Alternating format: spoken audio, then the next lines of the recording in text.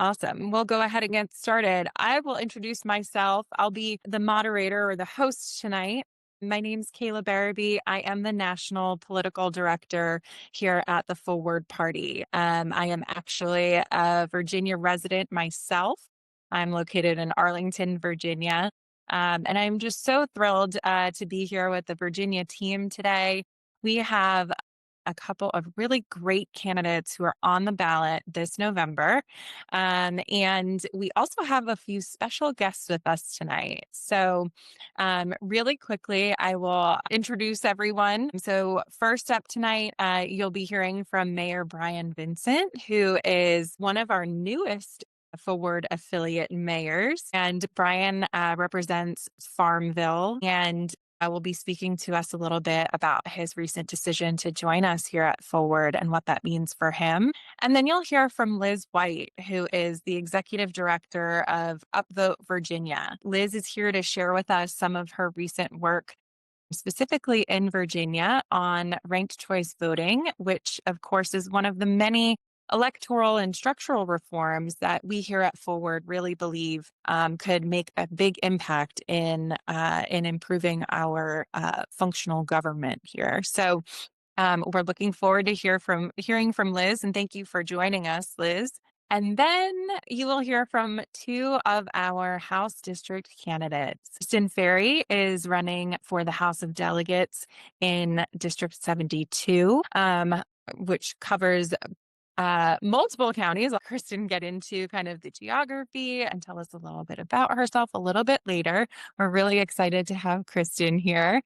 I don't want to give away any big news for Kristin, but a couple of weeks ago, she received a really big endorsement. So we'll want to hear about that as well. And then we will hear from Brandon Givens, who is our lovely candidate running not too far from me here in Northern Virginia. Brandon is running for District 11, which covers Fairfax, and we will be excited to hear a little bit about some of Brandon's time on the campaign trail. I hear he has some interesting stories about going door to door. We'd love to hear that we're out in the community and knocking on doors and meeting voters. So that's a little preview for everything that we will cover tonight. We will have a question and answer portion.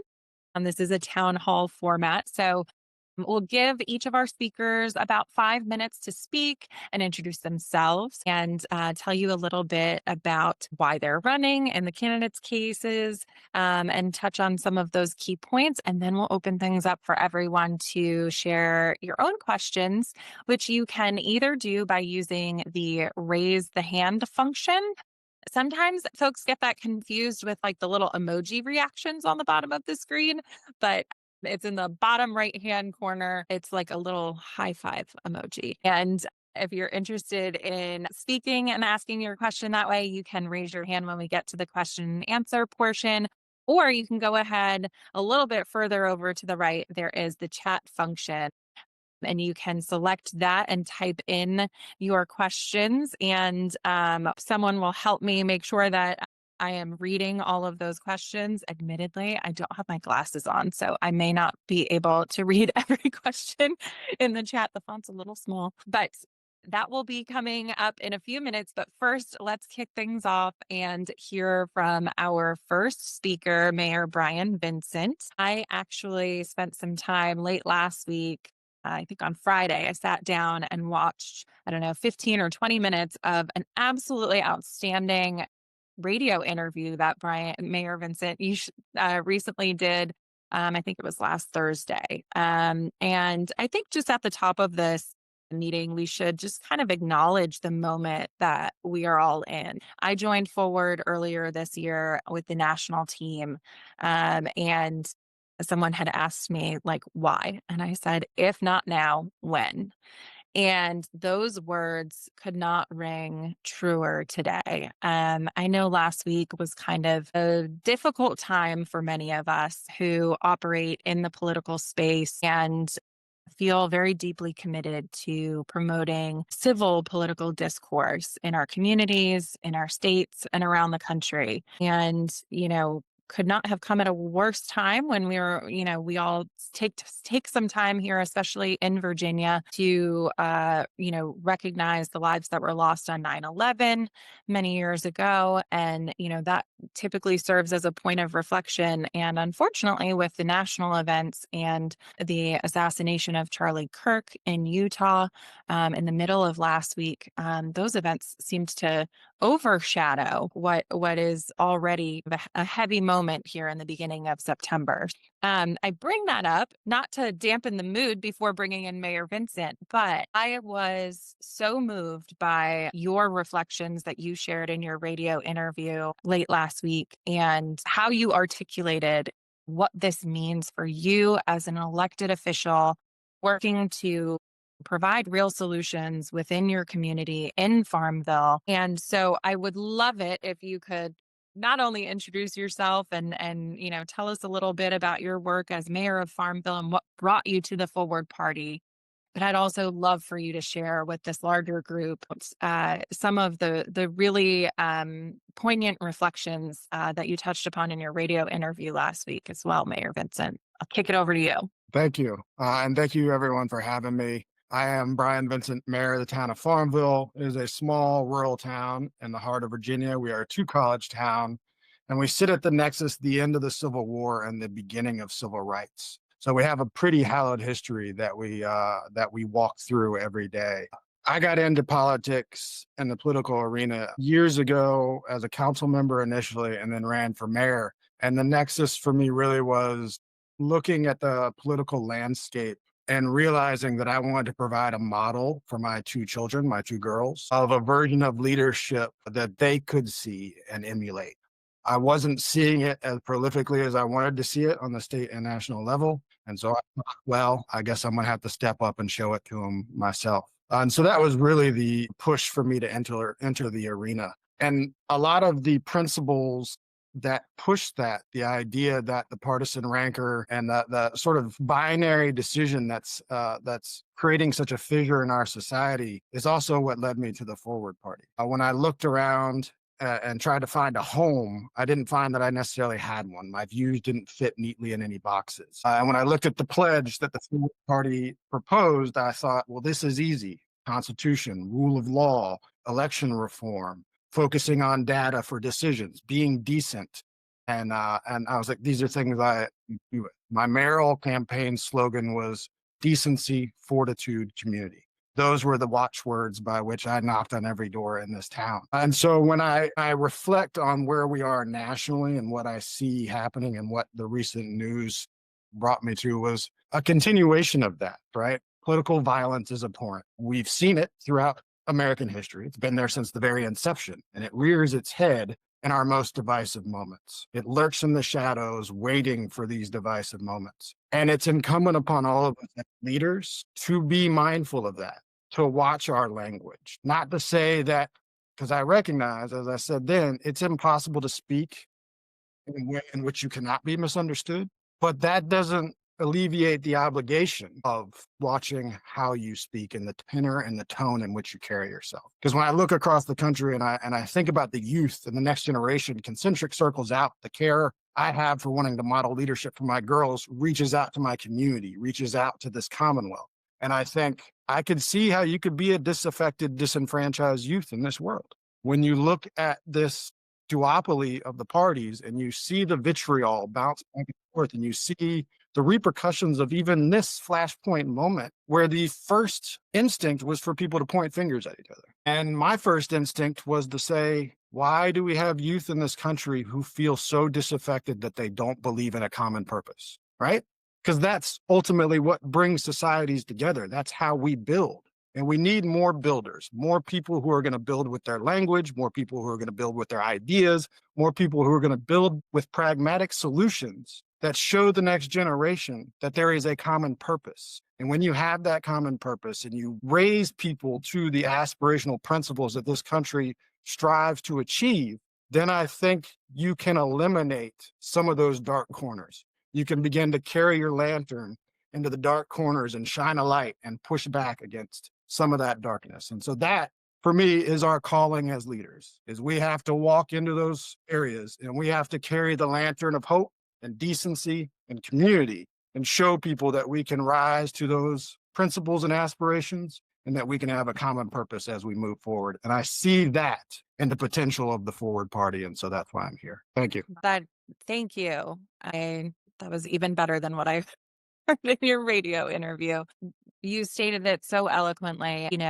Unfortunately, we face a point in our history where the two-party duopoly does not provide, neither side is providing the kind of leadership that really meets the moment right now. And we are so grateful to have your leadership, Mayor Vincent, and to have you join the Forward Party as a Forward Mayor. It really means a lot. And I think it speaks volumes about your commitment to your community and to providing a better way and a better form of leadership. So thank you so much for that, and thank you for joining us here tonight. Absolutely. Okay.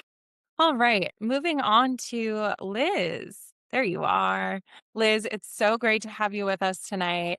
I know you're doing really important work here in Virginia. Tell us a little bit about what Upvote is focused on and give us kind of an overview here of how ranked choice voting really empowers voters and how we're seeing that here in Virginia. Absolutely. Thank you all so much for having me and making me a part of this. Upvote Virginia is a nonpartisan organization. Our mission is a broad vision of fair and accurate and responsive representation of citizen engagement, of really a voter's role in the governance of their communities, not beginning or ending on election day. But our narrow policy focus really is like 95% ranked choice voting. I'm going to guess because the Forward Party has been such a full embracing partner of RCV and such a good partner in a lot of our local engagement, I'm going to guess that almost everybody on this call is probably roughly familiar with ranked choice voting, but I am going to do a very quick overview just in case, so that no one needs to feel like they have to ask a silly question later. I love talking about this, so there are no silly questions. But choice voting, it's a simple change to how we let voters express their preference that allows for better representation. That's really all it is. It is a simple change to the ballot that says instead of saying you have to go in and make one choice and you have to strategize and play pundit and figure out how much effect your vote's going to have versus what your neighbor's vote is going to have. Instead of that, you get to go in, look at the list of candidates available to you and say, well, this is my first choice. If I can't have that person, this is my second choice. This is my third choice, etc. You do not have to vote for anyone you don't like. Don't get stuck with the lesser of the evils. You don't have to worry about vote splitting or throwing your vote away or saying, well, if I vote for this, is it really just a vote against this person or is it really going to help this person that I don't actually? You get to stay in the conversation the whole time. So you get to say, I'm ranking 1, 2, 3. Then what we're going to do with a small caveat that this is for a single winner election. So, right, this is electing a mayor, a House of Delegates member, etc. The goal there is to identify the candidate who has the majority support. So not just the most votes, but truly the support of the majority of voters. Because if we're only picking one person to represent an entire electorate, that should be the minimum of what we're asking. The floor really should be that they have 50% plus one vote. So in order to identify that person, we're going to count up everybody's first choice votes. And if somebody has achieved that 50% threshold, we're done. Maybe you only had 2 people running. Maybe there was a runaway favorite. Fine. We hit 50%. Everyone goes home early. We didn't need a second round. Fine. But often, especially in Virginia, in higher office, you see this a lot in primaries, but in local elections, you see this a lot every step of the way. We get these crowded fields of candidates. The 10th congressional district just had 12 Democrats run for their nomination. I live in Chesterfield, but right outside Richmond, we regularly have 4 to 6 people run for mayor and regularly elect people without a majority. So if somebody has not hit that 50% on these first choice vote count, we're going to eliminate the candidate with the fewest first choice votes. If that's your candidate, that's okay. You still get to stay in the conversation. Your vote is going to go now to your second choice. So if you think of this in like every 4 years, there are some very prominent third party or independent candidates. They get labeled as spoilers, and there always is a national conversation about who's got the right to run and who's got the right to vote for those people and who's really to blame if they vote for those people. You should be allowed to vote for the candidate that speaks to you and your priorities. And ranked choice voting takes all the rest of that calculus away and lets you just vote your heart and your values. So if you vote for the Libertarian, the Forward Party, the Green Party, some guy who says really smart things and you think he's great, it does not matter. If that person speaks to you, you can give them your vote. And then if you know that it's really going to come down to the Republican and the Democrat,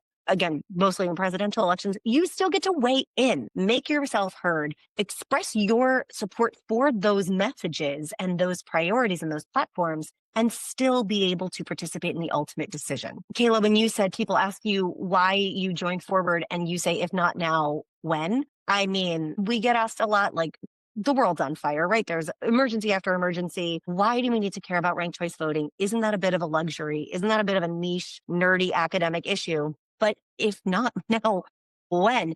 It is a concrete step that will go toward fixing so many things. It turns down the temperature of the political rhetoric.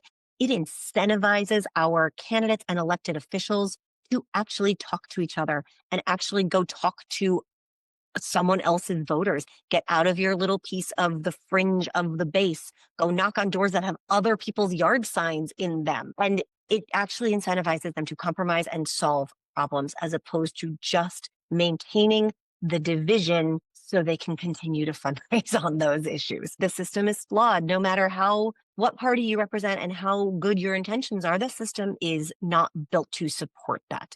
And ranked choice voting, again, is a pretty simple but very tangible step to reset that and recalibrate those incentives. I've probably really up to, if not over my 5 minutes. I do want to just say, so far, Virginia is using ranked choice voting. They're allowed to use it for cities and counties, can adopt it for their city council or board of supervisors elections. Kayla's hometown of Arlington has been using ranked choice voting since 2023 for their county board primaries and now their generals. And Charlottesville, the city of Charlottesville, used it for their city council primary this year. We are working on legislation this session that would expand what localities are allowed to do. So it would be cities, counties, and towns, Mayor Vincent, that would be allowed to adopt ranked choice voting for any local or constitutional office. Just give localities the flexibility to do this in a way that makes sense for them.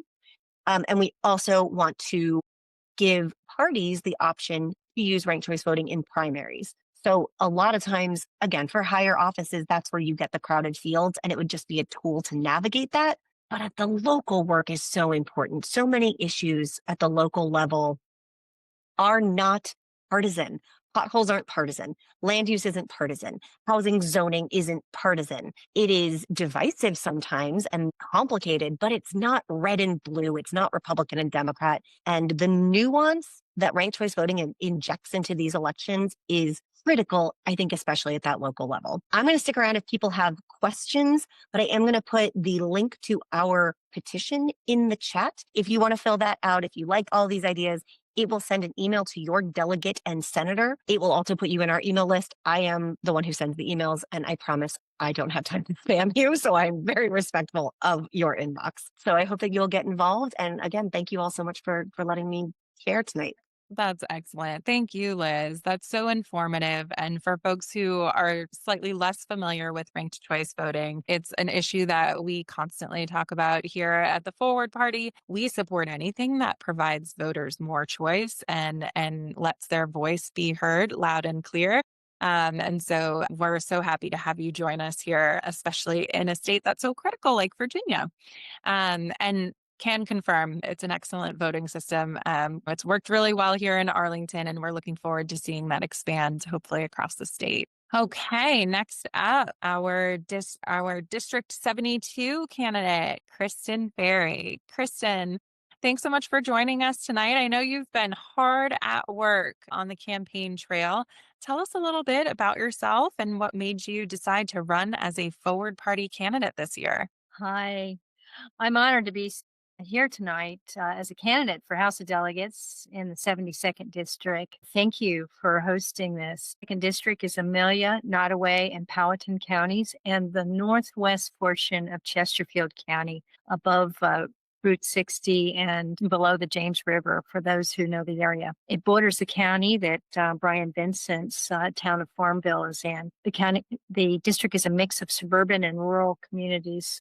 I'm a former Air Force officer and an engineer. And I've learned that you serve best by putting people first. And that's why I'm running as a forward candidate. Many of us in District 72 feel like our state government officials are putting their political careers, their parties, big money, and egos ahead of the people who sent them to Richmond. The rural parts of District 72 have really been left out of the tech economy boom for decades. And it's just getting worse out here. Employment's above the state average. Farms are dying. Jobs don't come with health insurance. Rural hospitals are closing. Our schools are not fully accredited. Many homes don't have broadband. Young people in particular are struggling as the cost of living has skyrocketed relative to wages, especially entry-level wages. Most young people leave rural communities for opportunities elsewhere, and we have the empty middle school classrooms to prove that. Our district's suburban residents are also feeling a lot of pain. Housing, utilities, childcare, elder care, we often forget that one, and healthcare costs are rising. And now the technology advances like AI may eliminate jobs that were the ticket into middle class for both suburban and rural residents. Having a hospital next door doesn't help you if you can't afford to go there for treatment because your job disappeared.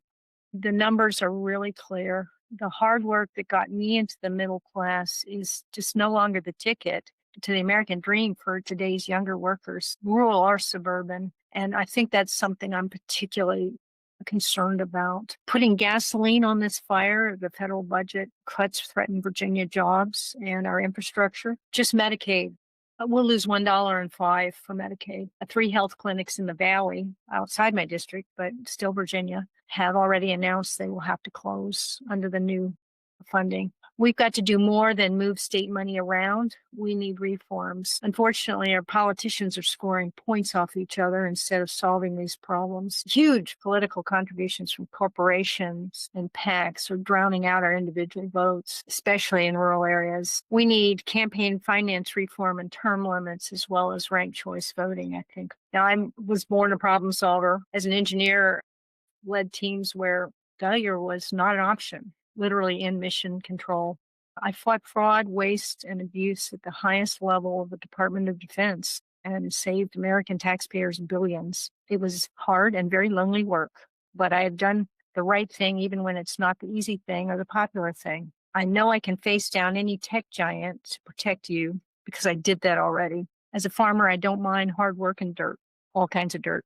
I helped rebuild my family's farm after a devastating flash flood in 1995. I transformed our operation to improve water quality. I also experienced regulatory whiplash and strangulation. Folks, we save family farmers with balance sheets that show enough profit to support that farm family. I've been a business owner, and I know how hard it is to keep the lights on and pay taxes and meet payroll. I also know what it's like to have a health insurance giant decide that covering you is not profitable and dump you just as you get a cancer diagnosis. Friends, you should not have to start your financial life over when you should be focused on healing. Over time, I took many oaths to protect our Constitution. I value our Virginia Constitution as well as our U.S. Constitution, including rule of law and due process.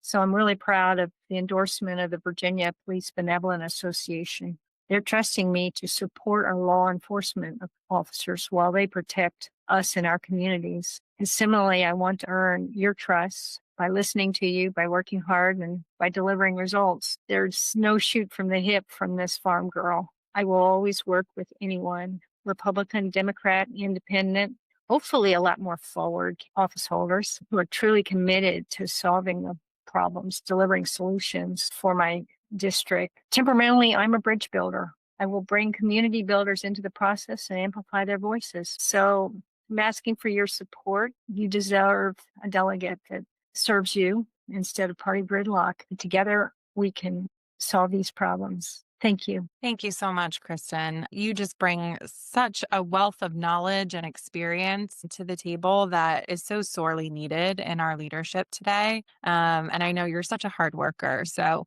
we have been thrilled to see the successes on Kristin's campaign so far.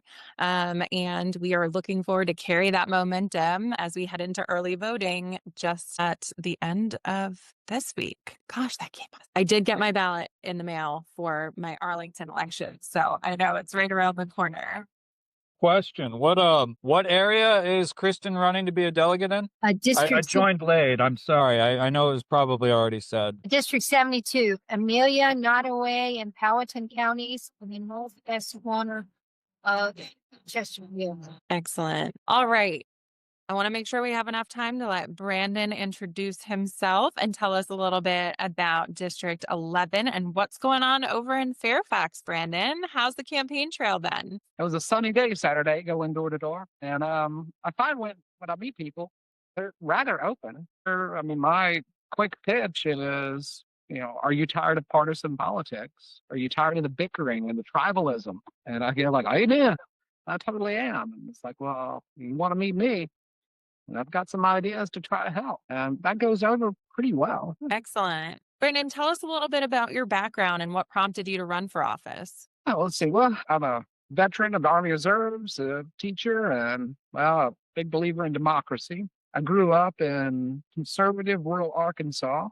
Did some disaster relief at the Army Reserves in Honduras. I've had a number of careers. I've been a social worker, a special ed teacher. Right now, I'm a father here in Virginia. I spent about 10 years abroad teaching and living in these authoritarian nations, China, Benin, and Kazakhstan. And so I saw this authoritarianism up close. I saw how governments, they silence dissent, and how power becomes this tool for the few, and how ordinary people suffer when democracy breaks down. When I came back to the state, and I recognized something deeply troubling, that same toxic tribalism, the same bullying politics that were taking root here in America. And I couldn't just stand by and do nothing. And that's why I'm running as an independent. And I don't belong to the extremes of either party. It's like I belong to people, parents that are worried about school safety, families struggling with healthcare, young workers trying to build a future. And we need real solutions, not partisan talking points. And we need leaders who will listen, who will learn, and who will work together. We need to fix how we elect our leaders, like open primaries, ranked choice of voting. I'm a fan of multi-member districts. Ending corporate, we need to find a way to end corporate money in politics, so it's the voters who are the ones who are deciding and not special interests. And I may not be a career politician, but I've fought bullies my entire life. And I know that if we stand together and if we insist on common sense and common ground, Virginia can lead the way forward right now. So I'm asking for your support, not because it's easy, but because it's necessary. If anything the last few weeks taught us, it's necessary. So let's stand up for democracy together. Yeah, Brandon, that message just really resonates. It's not about doing the easy thing. It's about doing the right thing. I'm so grateful that we have two really wonderful leaders in Kristin and Brandon who have had the courage to stand up and put their name on a ballot and really run in a way that, provides choice for some common sense solutions and some collaboration so that we can focus on solutions and reject extremes. So with that, I'd like to open it up for questions. Again, you can drop your question in the chat. Also, if you have been watching any of the chat messages as the candidates were speaking, Carrie Ann from our team here has shared some details about some really exciting upcoming opportunities to get out and support each of these candidates. So if you are in their districts or near their districts and want to come out and go canvassing, and as Brandon mentioned, he has a great time getting out and pounding the pavement and knocking on doors, and they of course could use your help and your support. So please take a look at those links to sign up. You can also use the raise hand function, that little like a high five emoji on the bottom there that if you would like to raise your hand and have a moment here to speak and ask any of our speakers here tonight questions. I'm sure that Mayor Vincent would be happy to answer questions. And there's Liz, if you have any questions about ranked choice voting, or if you would like to get to know these candidates a little bit better. Are we all going to be shy? Bill. Hello, everybody. This is the first time I've attended a Forward Party event, and I just want to say thank you for everybody for being here. It's this being my first time actually like engaging directly. It's really great to see people who are like trying to break that Democrat Republican dichotomy that we have going on, and it's such a challenge for me, right? We may have like an entrenched belief system, right?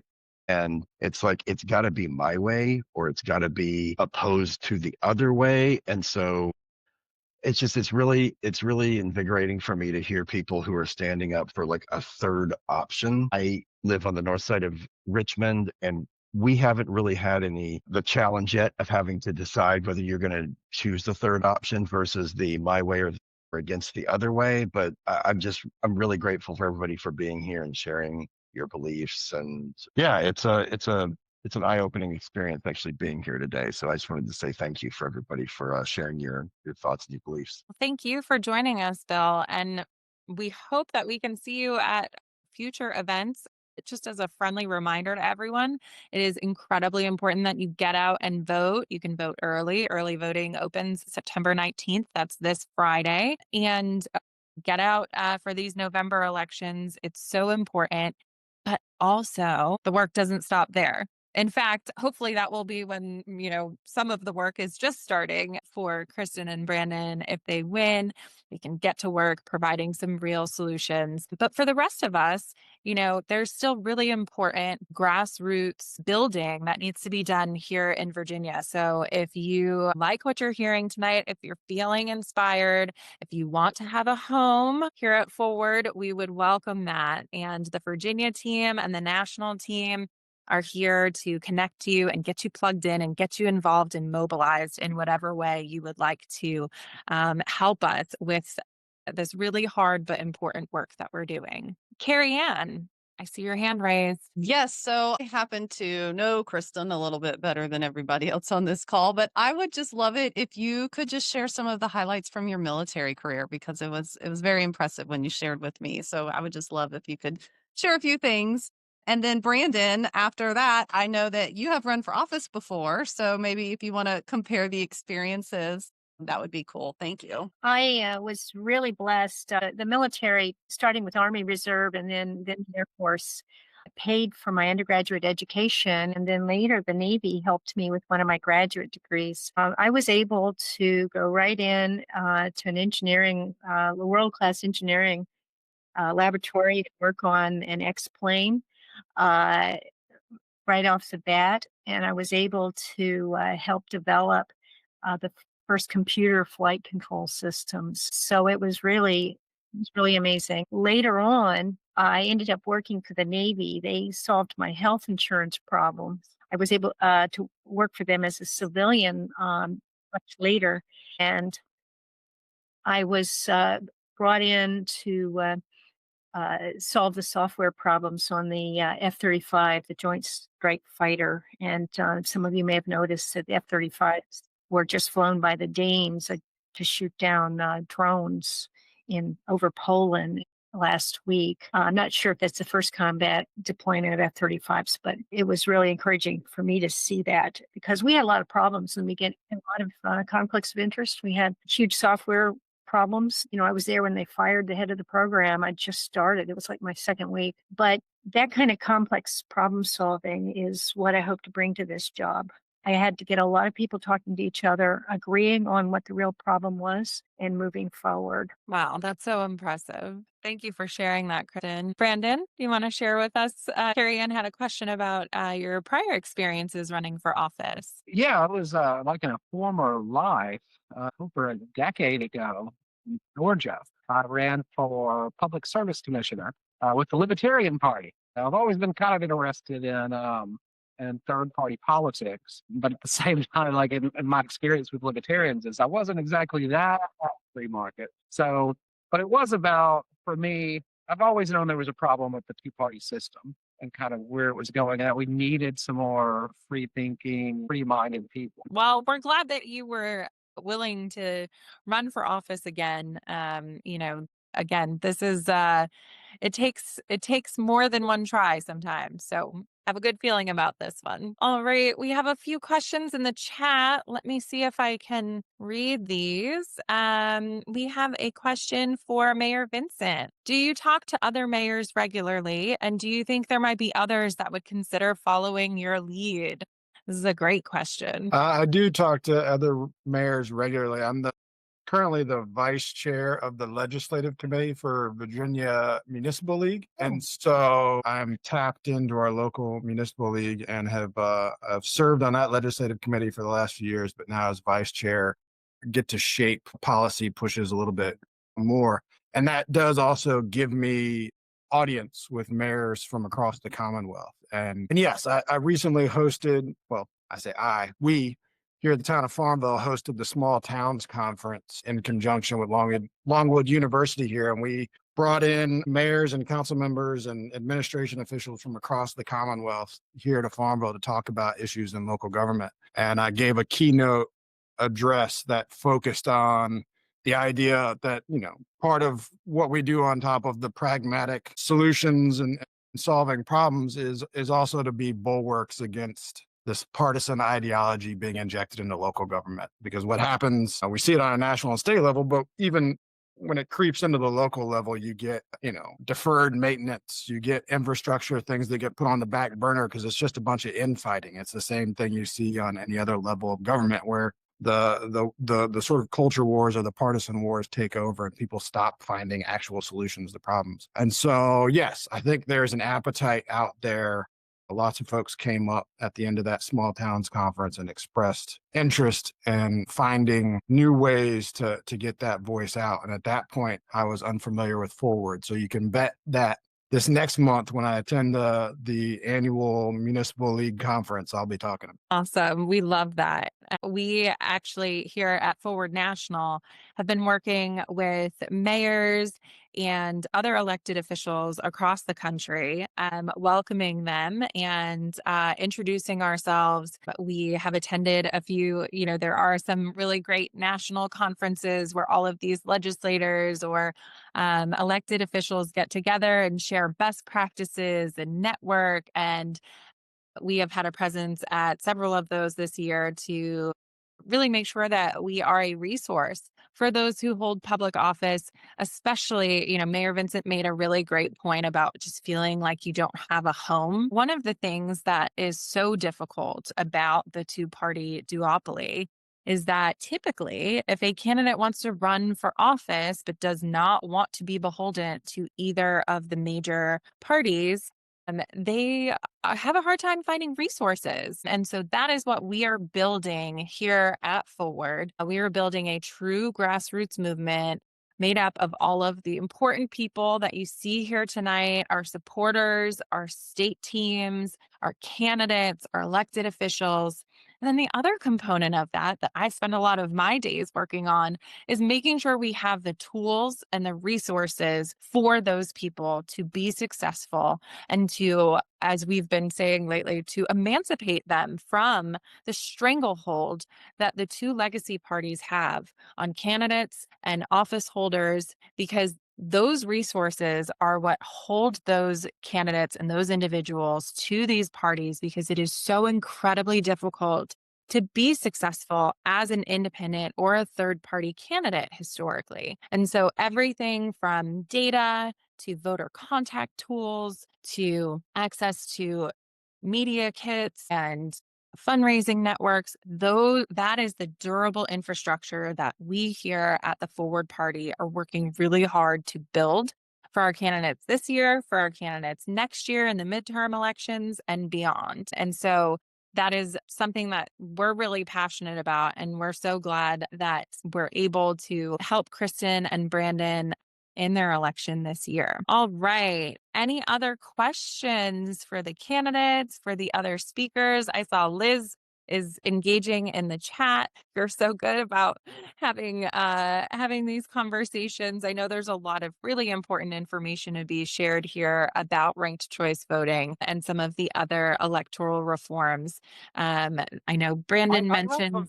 I'm sorry to interrupt, but I have a question about the scope of electoral reform within Virginia, within the Commonwealth. So I'm a resident of the Commonwealth. I'm not in any of the districts that you guys are running for the legislature or even for the local office. I'm not from Fairfax. I'm not from Chesterfield or Arlington, but I am a Virginian, and one thing I was thinking about in terms of how, because our state is very purple, right? But we have a very winner takes all, what do you call it, method for how the electoral college votes are allocated, right? And that's something we decide at the state legislature. It's something we decide at the state house, right down in Richmond. Is there, because I know Forward is working on ranked choice voting. I know we're already an open primary state, but is there any appetite within Forward to, or within the candidates here who are looking to go to the state house? Yeah, I would support Virginia signing the compact to popular vote.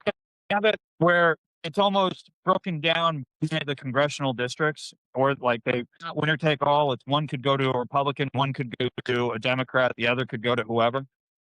Oh, well, I'm sorry, go ahead. proposal is, and it's at the federal level, the Fair Representation Act, mimic that for the state at both our federal and state delegate level. So we would unite our districts into like 3 candidates per district, and then those are ranked choice voted. And like one of the issues is like here, for instance, it's naturally gerrymandered. It's not intentionally gerrymandered. It's just the way we live. Yeah. About 30% here are Republican, and their votes are essentially tossed aside. Growing up in Arkansas, the Democrats, their votes were generally tossed aside. And the only way to really deal with that I can see is multi-member districts, where then you get the top 3 vote getters get on the ballot. And if you're 30% of the population and you have a similar mindset, you'll at least get one person that can speak for you. Yeah, yeah. Well, no, and ranked choice voting is a good thing. I don't want to detract from that. I know any kind of reform in the state house is progress inch by inch, right? I do think that there's something about the way Nebraska and Maine allocate their electoral votes that I just think creates a situation, a better situation for the citizens of their states, where those sections of the state that lean more strongly Republican or that lean more strongly Democrat still every 4 years get to feel like they were still properly represented in the electoral college. And that's something that Virginia and the 48 other states don't really have, but something that can only be addressed at the state house. Yeah, there are so many important decisions that are made in our state legislatures.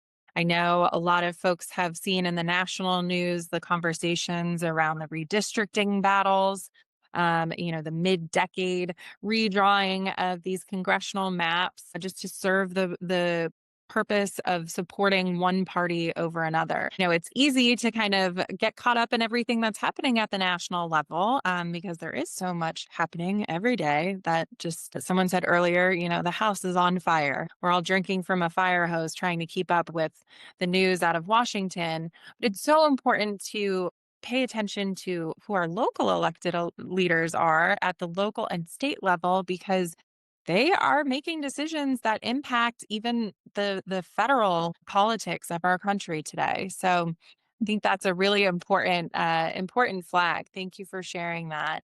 I do want to make sure we are coming up on time, and I want to make sure that we give plenty of time to Kristin and Brandon to let us know how we can support your campaigns and get involved. I'd like to, there's one question that's popping up on the chat. Oh, sure.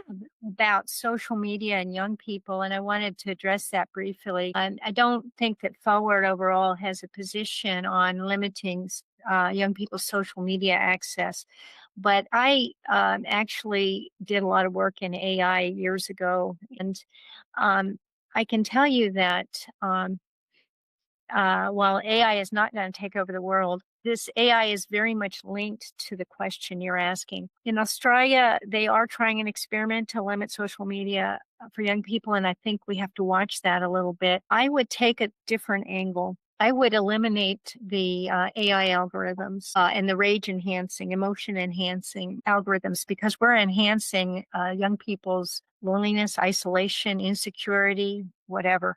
These algorithms essentially loop you into brainwashing yourself. And it's not just young people, it's older people too. And I would, while this is something that's going on at the federal level, I would certainly push for a reexamination of what we call Section 230. For generations, we've held newspapers and book publishers accountable to facts that appear in their pages. We have not done the same for social media companies. I think we need to reexamine that. I think we need to pull in accountability there. I'm hoping that that's answered your question. As far as helping, gosh, I'm in a super red district. You know, Brandon was talking about the ratio of Democrats and Republicans up there. I have the opposite problem, especially in my rural areas. So one thing is donations will help to reach the rural voters. Direct mail would be great, but it's very, very expensive. The other thing is that if you can come out and help me in the more densely populated areas like Northwest Chesterfield, Eastern Powhatan, help me with some door knocking. I've thrown out a date on the calendar for that, but perhaps you can do more days like that and help me out that way. Also, the night before election, help me put signs. I've got 31 polling places and they are all over the place. Okay. During election day, meeting and greeting voters is very effective.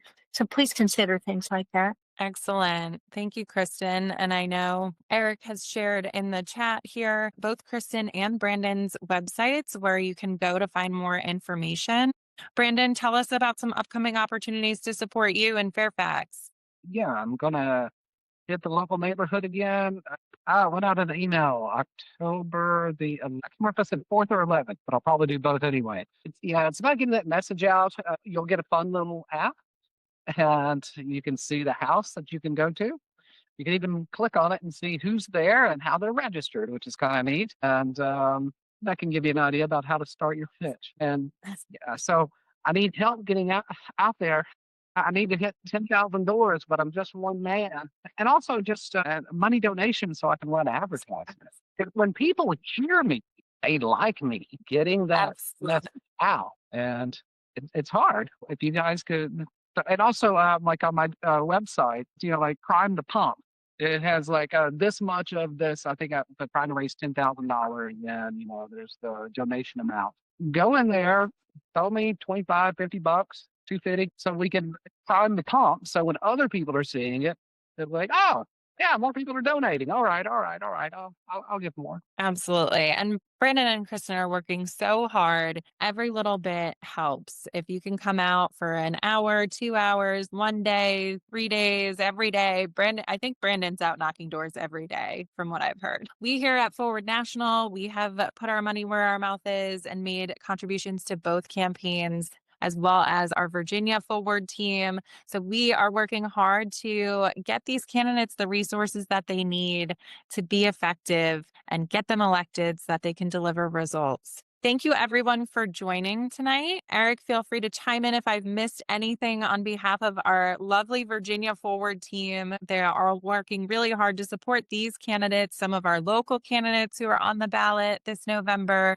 And again, the fun doesn't stop on election day. We will be here all the way through the end of the year. We will be here next year, gearing up, getting right back into it for those midterm elections. So we really encourage you all to join us, get involved. I know there's a Northern Virginia meetup that happens monthly, I believe.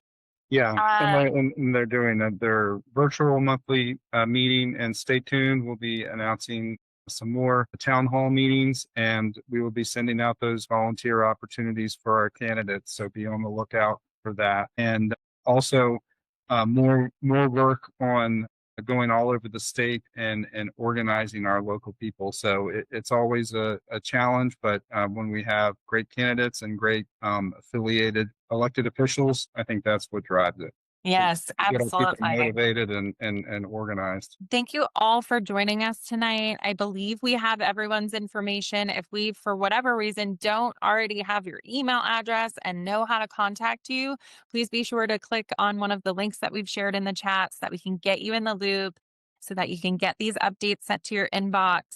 This week, next week, we will have some upcoming in-person town hall events for each of these candidates towards the end of the month and the beginning of October. And we would really love to see you all in person at those events or out volunteering on these campaigns. Have a great evening. Have a great evening.